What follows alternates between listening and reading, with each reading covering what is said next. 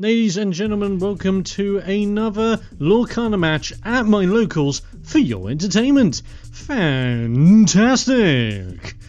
And if you are into these games and all the fun that they bring, be sure that you don't forget to subscribe over to the YouTube channel so you don't miss out on any more local matches coming anytime soon. And on top of that, you also get all the alerts of whenever any of my videos go live about Lorcana or anything else. It's all the fun times.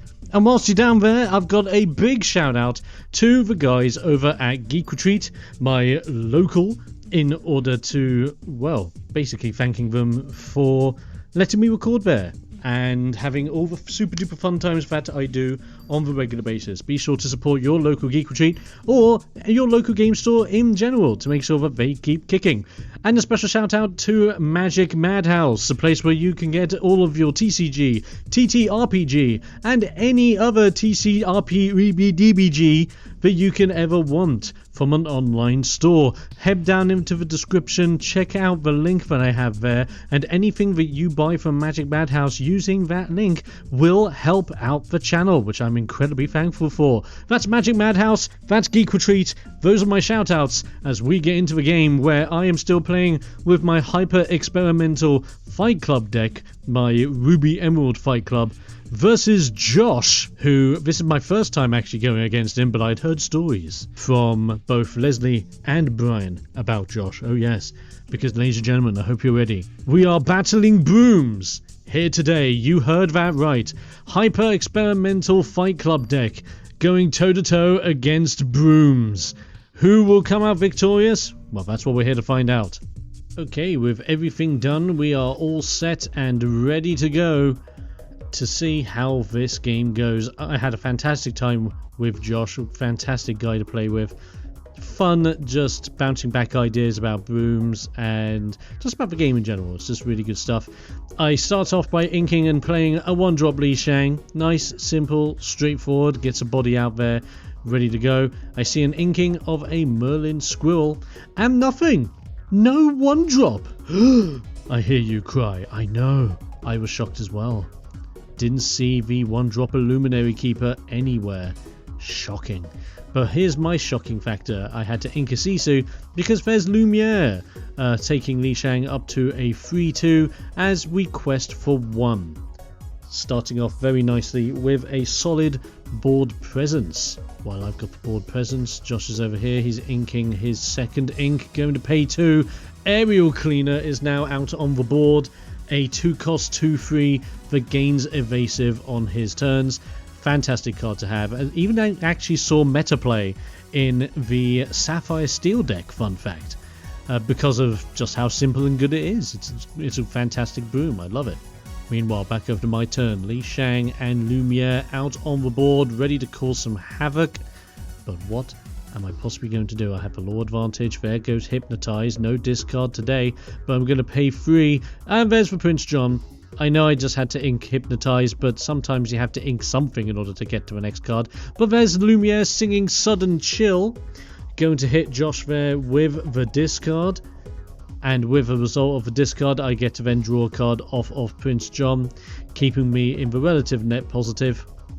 And then I'm also going to quest for 1 with Li Shang yet again. Yes, I am leaving myself wide open for the Aerial Cleaner to swing into Lumiere, and that's kind of what I was hoping for. I was kind of hoping for the Broom to swing into Lumiere so that I could do something next turn to get rid of that pesky Broomin. However, Josh has other plans. 3 ink out on the board. There is the Big Sweeper. Gains attack whenever he is at a location. Actually an underestimated card in the Broom deck. Not a lot of people rate Big Sweeper. I don't think Big Sweeper's the best because he does rely on a location.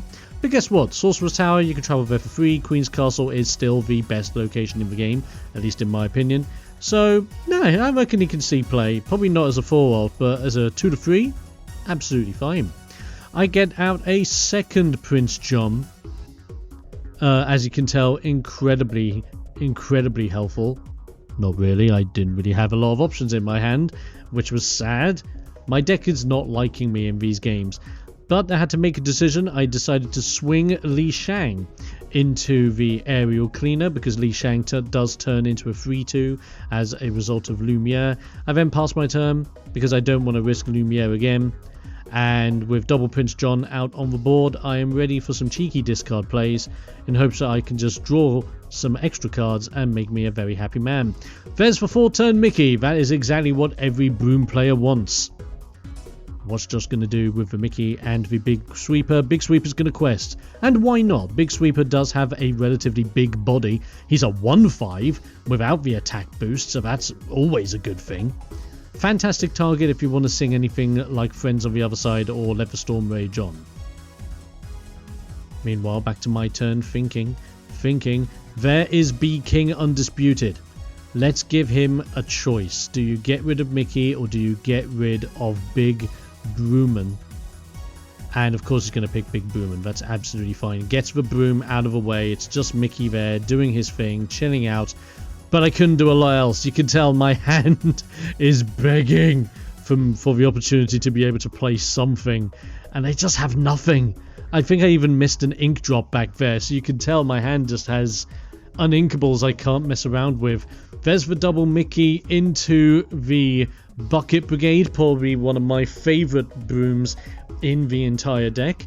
I just quickly remind Josh that yes, when Bucket Brigade is played, you can shuffle a card from any discard into their player's deck.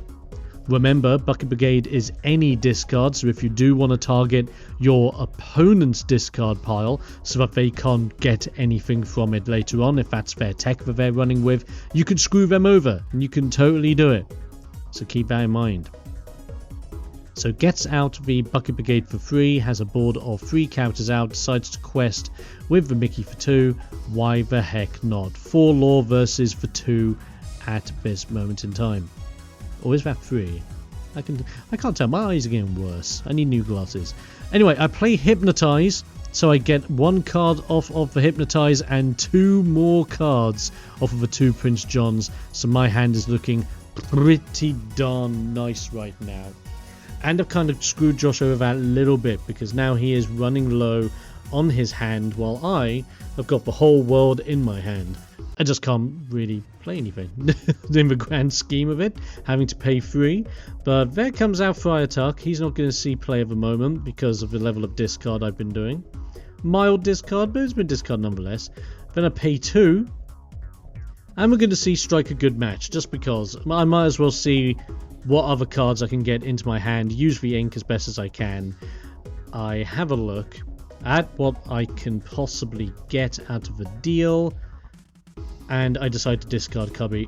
Again, I built this deck around making Cubby go brr, and Cubby has done anything but come into play. He's been in the inkwell, he's been in the discard, he's not been in play yet, but mark my words, he will see play at some point. So Josh plays out Brigade Commander. Brigade Commander gains attack for each other Broom out on the board. So because he has Bucket Brigade, the Brigade Commander, I believe, turns into a 4/6, making him a very big, intimidating, broomy boy. Quests with both Mickeys going up by an extra 4 lore. That is now 8 on the board. Very well done there.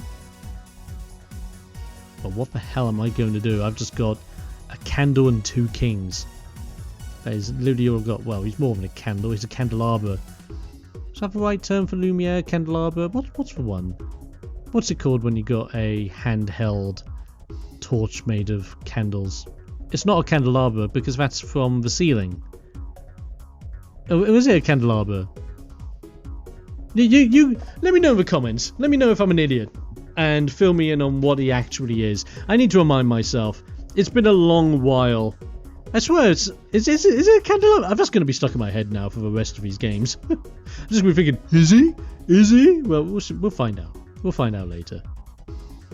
Big tough decisions here. I do ink a Li Shang. Just analysing the board because it's going to be a tough one. Being honest with myself here, it is going to be a tough one. I play out Madame Medusa, hitting one of the Mickeys because it is only a free attack boy. making it so that he does not have a reduced cost of brooms. So it is a -2 to the cost, it is just a -1. But there's still an intimidating board with a Mickey that can quest for 2, Brigade Commander that can quest for 2, and a Bucket Brigade that can quest for 1. There's another Brigade Commander, and Brigade Commander can trigger off of itself. So with now 2 brooms out on the board, both Brigade Commanders are now 6/6. Wow, big 6/6 commander boys. And with that in mind, that is a 5 lore quest game there, going up to 13. Fantastic stuff. I am scared because I should be trying to get stuff off the board, but I'm just not able to. Because even with all that card draw that I've had, I still don't have a lot of really good options at this moment in time, and it sucks. So we're going to swing Medusa into the Mickey, get rid of the Mickey, Medusa takes 3 damage. Now I have a problem, and you're going to see maybe a misplay coming up soon, but we didn't go through with the misplay, mind you. I saw my own folly. So I play out the Hidden Cove. Contemplating, do I move everyone into the cove or do I not? I'm just double checking my ink totals here. Because here's the thing, I do have a Brawl in my hand, but I cannot target anything apart from Bucket Brigade. Because remember, the Brigade Commanders have +4 attack at this moment in time. So technically they do not have 2 attack, which means Brawl does not get rid of them. Sad times. So I opt to move Lumiere into the cove and we bop into the Bucket Brigade. Lumiere stays alive because cove does give him 1 more willpower, which is absolutely fine. The Brigade Commanders now go down to 4 6s with resist +1, which I also forget later on. That resist +1 went a long way, I can tell you that much. It sucks. It really freaking sucks. So no, we're just going to pump the rest of my ink here, move everyone into the cove. We might as well at this moment in time. But now I'm just weighing up options. I've got a couple of ink to play with. I've got a hand of a couple of cards. But there's not a lot I can do. There's just not a lot I can do. I give Josh the turn. He's got 2 Brigade Commanders out and they are very intimidating broomy boys. What is he going to do? There's the goat. It's over. It's pretty much over. You see a goat at this stage of the game, there is no chance. Goat takes him up to 14. Brigade Commanders both quests go up to 18. Back to my turn. It is now a matter of, do I have anything to help me with this board state? Answer, no. Because like I said, Brawl cannot target either of the Brigade Commanders because they are 4/6, not 2/6, 4/6. And Brawl cannot target Merlin Goat because Merlin Goat is also a 4/3. So there goes the Brawl. It is going away. That is all the ink known to mankind. Is it enough for Be Prepared? Do I even have Be Prepared? I don't even remember. And I was the one playing this game. I blame the heat. The heat has made my memory go fuzzy. That's not Be Prepared. That's Medusa. And I can't do it. See what I mean? See what I mean? Because that Brigade Commander is a 4/6. That 4 attack means it cannot be targeted by Medusa. And neither can Goat. So I asked Josh very nicely. He was like, yeah, sure, that's absolutely fine. Returned the move. Which still kind of sucks. So I'm going to play out the Li Shang, move Li Shang into the cove, and at least in the cove, I can maybe quest for 2 with Madame Medusa. Oh, it's not good, is it? Oh no, it's not. The thing is, I would need to get rid of both Brigade Commanders in order to stand a chance for 1 more turn. And so, I just think screw it, let's go ham. We're going to do both Prince Johns into Brigade Commander. Brigade Commander has with the resist +1, so even though Prince Johns have 3 attack on both, it's only 2 attack each, which means the Brigade Commander is still sitting on 2 health as a 2/6. Even with all of that, I still can't get rid of the bloody big Broom. So with all that being said, I had to make my mind up. It was going to happen. Lumiere has to go into it. 1 brigade commander out. At least I took out a Broom. Did a thing. I'm a happy boy. I quest for my +1 because I got Li Shang tech to trigger quest for game. Fantastic stuff. First game over to Josh. Really well done. Let's roll over to game 2. Alrighty, mulligans over, shuffling over. It is time for game 2. Fight Club versus Brooms, and we're starting off with inking a brawl, contemplating what do I have for my turn 1 drops. It's Li Shang, because of course it is. We're ready to go. And I'm going to do the shifty poo straight into big Li Shang. I'm just saying it right off the bat. I'm flexing. I've got turns, I've got moves, and I thought to myself, screw it, Medusa's not going to come out until way later. Let's just get her out, get into big Li Shang and see if I can't make a mark this early on involving the Brooms. I see a cheeky Pascal there from Josh to kick off on his end as we get back to me. Now the trick is, of course, Li Shang only on a 3-2, so I need to buff him up to 4 if I do want to quest for 2. There's the Cove. Pay 1, move Li Shang into the Cove, gets the plus, and yes, we quest for 2, starting the board strong with the 2 quest on Li Shang. Beautiful stuff. And because we use the Cove instead of Lumiere, that means yes, the Cove might be a target, but Li Shang is now a 4-3, which makes him a bit more of a formidable threat. Not bad at all. Josh on his side, turn 2, aerial cleaner, fantastic solid move by Mr. Brooman. Just thinking to himself for a moment, what do we do? Of course, Pascal now has evasive because there is another character out on the board. Quest for 1, so now Josh is officially on the board as it goes back over to my turn. Li Shang's in the Cove, chilling out, having a good time. I decide to ink a 1-drop Li Shang. And as I ink for 1-drop Li Shang, 2 cards in hand, we ready the big boy Li Shang and play out a Flynn Rider. So now I have an even more intimidating presence. Move Flynn Rider into the Cove as well. So now not just do I have Li Shang on 4, but now Flynn Rider will help me get even more cheeky lore as I go up to 4. What an opening. This is the kind of aggro opening I was hoping for. Even against Brooms, which can be quite intimidating. I mean, all Aerial Cleaner has to do. I mean, Aerial Cleaner and Pascal can just both rush into Li Shang and get him out of the way. Because if they do, then Flynn Rider cannot give me that +3 lore for having the strongest guy on the board at the start of my turn. But what is he going to do? We see the ink. Pays 3, goes for industrial model Broom in order to give resist +1 to Pascal. Decides to dink Li Shang.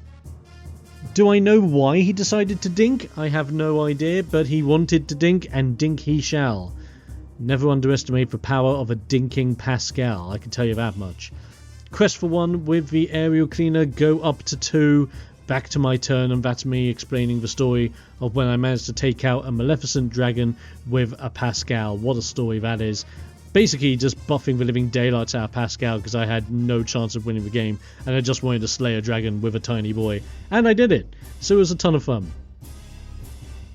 So, beginning of my turn, I realise, beginning of my turn, I do have the highest attack on the board with Li Shang. So as a result of that, there's me just explaining the tech to Josh, going +3 straight up to 7 at the start of my turn, which was pretty darn baller. Now what do I do? 2 cards in hand, not a lot else to do. Flynn Rider is going to strike a good match, so I can hopefully find some better cards for my hand. I need to discard 1, and I decide to discard a 1-drop Li Shang, absolutely fine. This then allows me to ink a Lumiere, which is a little bit risky. And we play a Lumiere, so there we go, no risk. And we move Lumiere into the Cove. So now Li Shang is a 5-3, making him an even bigger boy to trigger the effects of Flynn Rider. And the fun part now is Flynn Rider is also a 4 attack character because of a +1 from Hidden Cove and the +1 from Lumiere. So next turn I can quest for 4 lore with just 2 characters on their own, and if Li Shang is still up and singing, I also get the 3 at the start of my turn thanks to Flynn Rider, which is pretty mad. Josh plays out the Sorcerer's Tower, moves both Brooms into the tower, quests with Brooms at the tower, they quest for 2 instead of 1, go straight to 6. Fantastic work there. Probably would have swung in at this point in order to get rid of some of those characters, because I'm going to start being very aggressive here. Get my +3 again from Flynn Rider, straight to 12. Beautiful tech. And then we hit Brawl. Which one do I get rid of? I decided to get rid of Aerial Cleaner. They both have the same stat pool, but I thought Aerial Cleaner is probably the best target out of the two of them. Then, quest with Li Shang for 2. And we also quest with Flynn Rider for 2 because of Hidden Cove and Lumiere. Take me to 16. Quest with Lumiere for 17 because I'm feeling a bit ballsy. It is now all in Josh's side. He basically needs to wipe my board, or beginning of next turn. If he doesn't get rid of Li Shang, then beginning of my next turn, Flynn Rider just gives me 3 lore. If he gets rid of Flynn Rider and I still have Li Shang and Lumiere, I just quest for 3. And if he gets rid of a Cove, that pretty much changes nothing at this point either, because yes, Flynn Rider can't quest for 2, but then I still have enough characters out to quest for, more than enough to get to 20. Here's Josh, he's playing out his very last turn. What is he going to be able to do? Pays 4 for the Mikhail Mouse. There he is. Mickey Mix. Or Little Mix, I guess you could call him. In card game form. Quest for 2 with the Industrial Broomin. And there we go. Straight to 20 with the effect of Flynn Rider. Fantastic. Game 2. Relatively quick as well, which was very astounding. That's how great the aggro tech is in that deck when you get the opening hand that you want. Very scary. I think it was a misplay by Josh there, not tackling into my boys when he could, because he could have just easily tackled into the boys. He really could have. But anyway, game 2 to me. That means we're going straight into game 3. Okay, card draw's done, mulligan's done. We are here ready for game number 3. And I had a straightforward Ink and Pass turn there by Josh, straight over to me. Ink and Li Shang. Now my 1-drops are coming out consistently. This is what I want. But how's this game going to go? Well, going to find out. That's the whole point of the commentary after all, isn't it? Pace 2, there's Aerial Cleaner. Consistency yet again. Can't complain. So far, a repeat of game 1, which it's not a great thing. But you'll see what I mean. You absolutely see what I mean. We ink strike a good match. And I'm tempted to think what my best play is. Very, very scary. I play out the Lumiere and a quest for 1.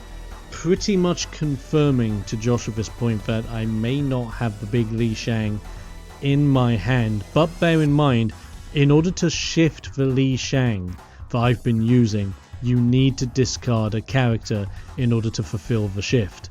So unless I'm able to be able to commit to that requirement, then there won't be any big Li Shang. Simple as that. There's Big Sweeper. He's back out, being big, sweeping. And Aerial Cleaner takes Josh to the 1 lore city. Meanwhile, my turn, go to 3, play out Prince John. This is looking very similar to last game. There comes the Sudden Chill. Time to discard and allow me to draw a card. What is he going to get rid of, I wonder? Choices. Decides to discard a Mickey. Oh no. I get 1 card draw off of Prince John, setting me up for next turn. Now, do I quest with Li Shang? No, instead, he's only going to go and do it. It's big Li Shang. And Li Shang is going to quest for 2, taking me over to 3. Straight on over back to Josh's turn. That is what we wanted. Now I have my big intimidating boy out on the board. Ready to be big and intimidating. And a boy! Oh! All the crazy mad times. Okay, so with Josh's turn, 3 ink currently in play. He has yet to ink anything for his turn, analysing the board. As he is doing so, decides to ink. I believe that was a big Madam Mim that makes it so that you can play a 4 cost or lower character for free. They gain rush and then they are banished at the end of the turn. But instead decides to go for Sorcerer's Tower, moves all the Brooms into the tower, quests for 2 with both the Brooms, straight up to 5. So why not take the law advantage when you can with Sorcerer's Tower. And Sorcerer's Tower is going to be a big threat. It does have 7 willpower, so you have to put quite a lot into it in order to take it out. So here we go. We got a Li Shang, we got a Lumiere, we got a Prince John. Speaking of a Lumiere, that's now in my inkwell. I pay 2. There's Flynn Rider to set up a very scary board, but I miscalculated. I actually misplayed here, because here's me thinking, oh, if I play Flynn Rider, I've got the bigger characters again, because you've only got 1 on your Big Sweep and 2 on your Aerial Cleaner. No, that's incorrect. Because what does Big Sweeper have? Big Sweeper has the plus attack for being in the Sorcerer's Tower. So now, Big Sweeper actually matches the attack value of Li Shang, so I do not get the +3 lore benefit from Flynn Rider on my turn. And you're going to see this happen live in the game as well when we get back to my turn. But you see Josh there, he plays out Industrial Model and another Aerial Cleaner, getting them all out on the board, moving everyone over to Sorcerer's Tower. Big Sweeper engages in Dinkle, and he will dink the Li Shang, taking big dinks over on his end. However, this is when I maybe realise... No, he does take 4 damage. I do see the dice. The dice is correct. That is 4 damage as a result. Now, here we are. Here is the misplay which I recalculate. Because we rewind it back, that's when I noticed that no, Big Sweeper actually has the matched, if not bigger, value here. So I do not claim the benefit. I actually would have claimed the benefit if Li Shang was alive, because Li Shang would have had 1 more attack over Big Sweeper, I believe. But because Big Sweeper has the exact same amount of attack as Flynn Rider does, sadly, no benefit. So, big sad face. We can't have everything in life, ladies and gentlemen. As much as we want, sometimes we can't.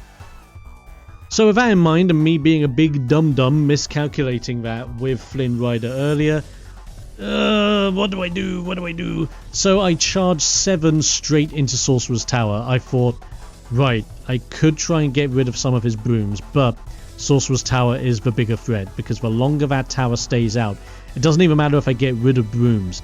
All he needs to do is just keep playing Brooms and moving them to the tower for free, or play out any character, pay 2, move them to the tower, and the tower just gains value. It's as simple as that. So this is Josh now analysing the board state. 4 Brooms on his end, 4 characters on my end, being buffed by Lumiere. Sisu being somewhat of a threat, but Josh doesn't have the biggest hand. I think he only has 1 card in hand at this point. Could be wrong. But we're now curious as to what is going to happen next. I don't have a single card in my hand, so I'm running off of top deck energy. And here we go. Industrial Model will smack into Lumiere. Really good move. Really good move. That now brings everyone down to their base stats. Aerial Cleaner is going to clean house by getting rid of Flynn Rider. Takes 2, stays alive. And then...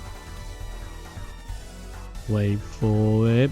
He's originally going to go in with Big Sweeper, but Prince John is going to stay alive, so he's going to rethink the strategy. Go in with the Aerial instead, absolutely fine.